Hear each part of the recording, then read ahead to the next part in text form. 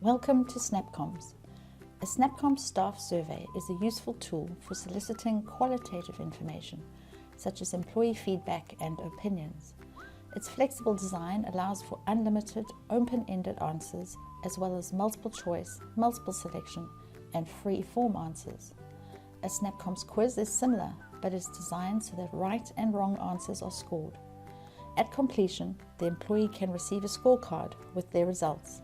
A notification like this pops up on each user's computer, catching their attention without interrupting their work. When they're ready, they'll click on the link to answer the quiz.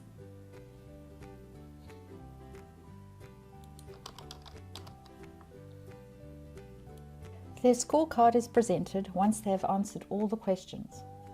This tutorial focuses on creating a quiz, but it covers the principles of creating a survey too.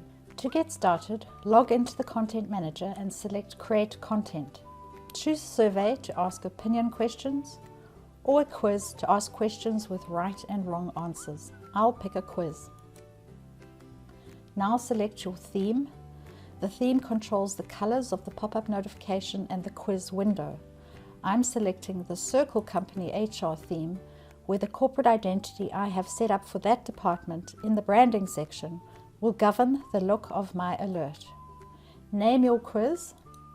In this case, mine will be Induction Quiz, and select the folder to save the new quiz in this case, Staff Induction. Now the designer interface will appear with a placeholder for your quiz. This is where you'll configure the quiz questions. Later, we'll switch view to the notification window to configure that. Notice how the colors and fonts are picked up from the organizational branding. Now let's set up the quiz. Click the pencil icon to open the designer. The tool tray of modules appears on the right. This gives you the flexibility to show a picture, a slideshow of pictures, or even a video at the top of the quiz and then ask questions about the video content. For this quiz, I'm simply adding a separator below the instructions. Now type or paste in the title of your quiz and edit the instructions if you need to. Then click to start adding questions. My first is a multiple choice question. In what year was the company founded? Then add 2 or more possible answers. And indicate here which is the correct answer for scoring. All quiz questions are mandatory by default, which means that the user must answer all questions before submitting. This is important for calculating the end score. To add a second question, you can duplicate the first or click Add Question to start a fresh question.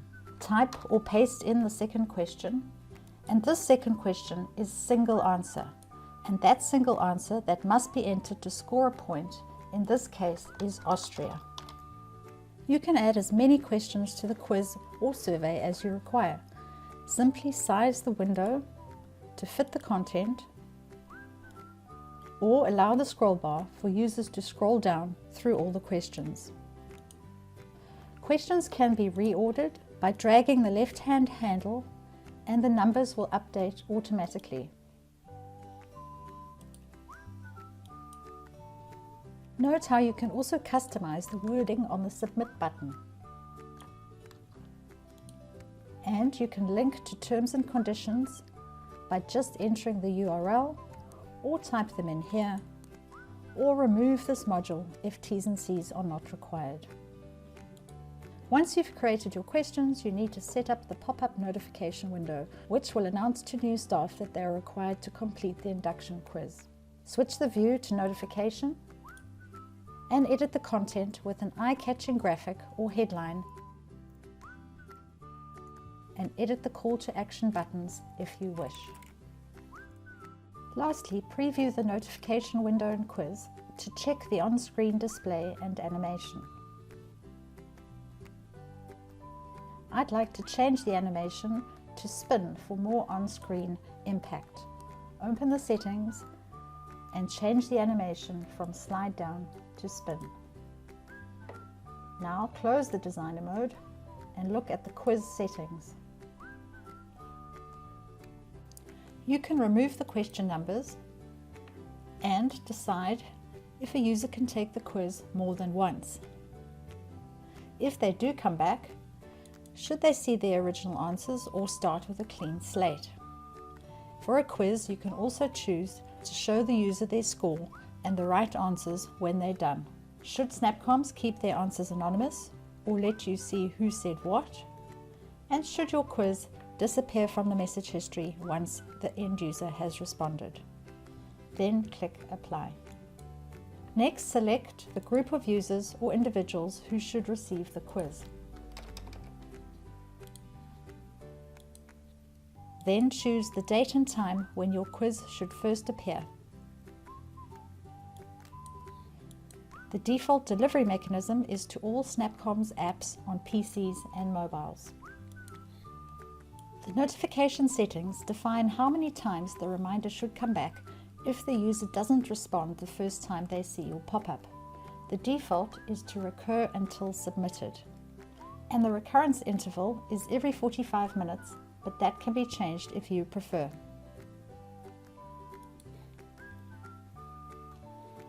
Now publish your quiz.